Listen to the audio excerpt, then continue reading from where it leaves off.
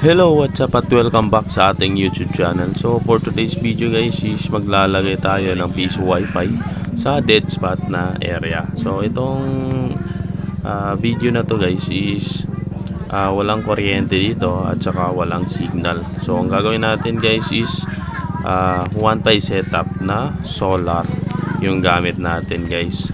So nasa 100 Ah yung battery nito at nasa 100 watts yung solar nito guys. So ito yung area guys. Yan guys yung ating area. Yung mga bahay na mapapansin nyo guys, project yan dito sa may area na to guys. Alright guys, dito na tayo sa may area. So ito yung mga project dito na bahay guys. Yan, so may mga tao na at hindi pa kami nakakapagsimulang i-build yung ating piso wifi. Dito guys, sinisetup na namin yung hyperbolic. So hyperbolic yung gamit naming antena dito at saka TP-Link para sa ating piso wifi. So itatry muna natin, kawayan lang yung gamit namin. So dito guys is medyo mababa yung kawayan natin.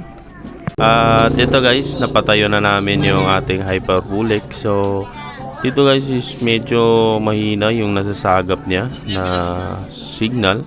Nasa 2 bars lang yung signal at GoMoSim yung gamit namin dito guys. So yan yung area guys. At ito yung ating battery guys, nasa 12 volts. At yung solar guys, hindi ko na napakita pero 100 Ah yan yung battery natin. At yung solar panel natin guys is nasa 100 watts. Tapos yung may solar controller din yan guys pero hindi nakikita. At dito guys, yan na yung solar. So wala kaming electrical tape guys. Medyo malayo kasi ito guys kung bibili pa kami. Yan, mahirap yung daan dito. So hindi ko na na-videoan guys kasi dalawa lang kaming nag-setup dito. So yan siya, 100 watts yung solar panel. At ito na siya guys. Pero dito guys is papalitan namin yung antena or yung kawayan kasi medyo mababa. Papalitan namin ng mahaba-habang kawayan kasi 2 bars lang yung nasasagap dito. At kung mapapansin niyo dito guys, sinisetup na namin yung isang kawayan kasi medyo mababa talaga yung isang kawayan. So times 2 nito guys yung kawayan na gamit namin ngayon. Yan, so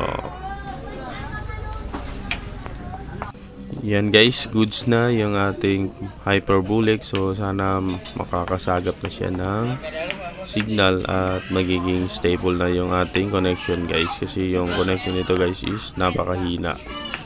Then yan guys, okay na siya. Nakatutok na yan sa ating globe cell site.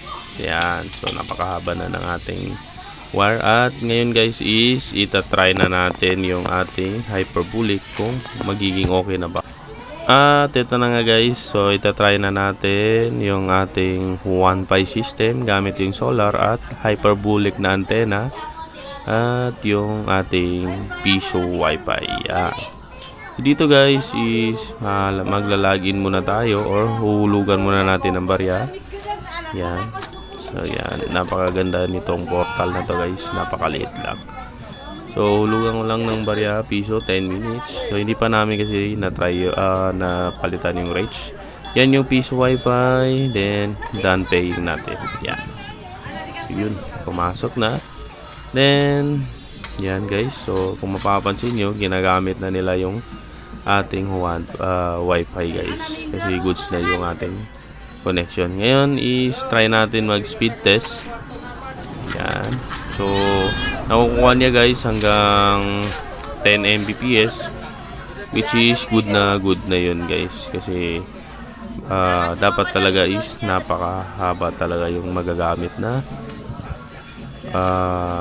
kawayan dito, or kung may budget na kami guys, magpapatayo na lang kami ng tower dito guys. So yan, so nakausap din kasi namin yung pinaglagyan namin dito is okay lang daw kung maglalagay ng tower. At yun guys, 10 Mbps nung nakuha ng ating piso wifi. So yan, ito yung area guys. So napakaraming tao dito pero hindi lang sila lumalabas kasi napakainit. So alas 12 na kasi ng tanghali yan bago kami natapos. So napakainit na yan dyan guys. Yan yung may-ari guys. Tinulungan ko lang siya kung paano i-set up ito. Yan. So thank you guys, hanggang dito na lang ating video. At yun nga, maraming salamat guys. At peace.